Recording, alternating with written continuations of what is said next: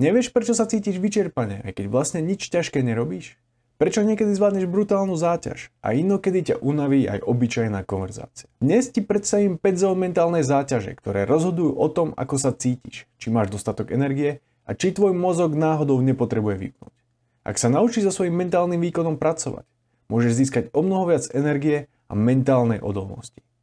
Predstav si, že tvoja myseľ funguje ako motor lietadla. Ak ideš stále na plný plyn, rýchlo spáliš všetko palivo. No ak využiješ výkon motora optimálne, vydržíš letieť bez problémov oveľa dlhšie. Piloti neletia celý čas na plný plyn. Po štarte a dosiahnutí správnej letovej výšky postupne prechádzajú do režimu optimálnej cestovnej rýchlosti, kde palivo spaľujú omnoho efektívnejšie. A tak by sme mali fungovať aj my. Vedieť, kedy pridať a kedy zazvolniť. Zóna 1.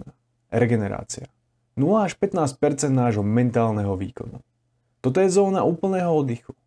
Náš mozog dokáže oddychovať, obnovuje sa náš mentálny výkon a zbierame energiu. Ak túto zónu preskakuješ, tvoje telo aj myseľ sa časom unavia a ty môžeš vyhorieť. Aké aktivity sem patria? Meditácia, hlboké dýchanie, relaxačné cvičenia, ležanie, pobyt v prírode, čas strávený bez obrazoviek a stimulov, horúca sprcha, sauna, pitie čaju a kávy na terase. Zóna 2. Nízka mentálna záťaž. 15 až 40% nášho mentálneho výkonu. Tu už náš mozog zľahka pracuje, ale nie je to nič náročné. Je to ideálna zóna na aktivity, pri ktorých sa cítiš dobre, ale nevyčerpávajú ťa. Môže to byť prechádzka, varenie, šoférovanie po známej trase, audioknihy, jednoduché manuálne práce, domáce práce, rekreačný šport, nenáročné hry, počúvanie hudby a podcasty na nenáročné témy. Zóna 3. Stredná mentálna záťaž. 40 až 70% nášho mentálneho výkonu. V tejto zóne funguje väčšina ľudí počas dňa. Robíš veci, ktoré si vyžadujú určitú formu sústredenia, ale zároveň nie sú extrémne náročné. Môže to byť práca s e-mailmi, štúdium, ľahká fyzická aktivita, bežná práca, čítanie náročnejších tém, plánovanie, sledovanie videoplatformiem a sociálne siete. Zóna 4. Vysoká mentálna záťaž. 70 až 85% nášho mentálneho výkonu. Toto je zóna maximálnej produktivity. Vznikajú tu veľké nápady a rozhoduje sa o dôležitých veciach. V tejto zóne nemôžeme ostávať príliš dlho, lebo nám hrozí vyhorenie. Zaraďuje sa tu tvorivá práca, riešenie komplexných problémov, verejné vystúpenia, strategické rozhodovanie, sledovanie Reels a Shorts, kde prebieha rýchle striedanie podnetov, stimulov a informácií.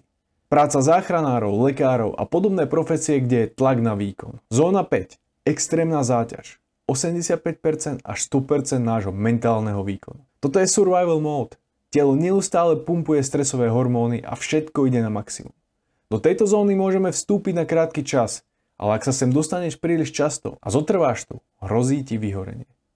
Sú to rôzne krízové situácie, boj o život, deadliny, tlak, multitasking, dlhodobý stres bez oddychu, extrémne fyzické výkony, dispečing, vojenské misie, vrcholový manažment, piloti, hasiči a obdobné profesie, kde ide o život. Teraz už vieš, v akých zónach sa pohybuješ. Väčšina ľudí strieda len zónu 3 a 4 a preto sú tak vyčerpaní.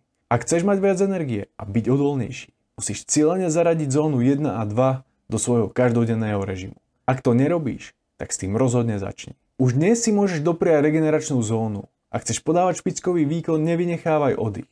Nájdi si chvíľu na aktivity, ktoré ti pomôžu prepnúť medzi zónami. Ak ťa zaujímajú ďalšie tipy, sleduj môj kanál a nauč sa lepšie pracovať so svojou mysľou.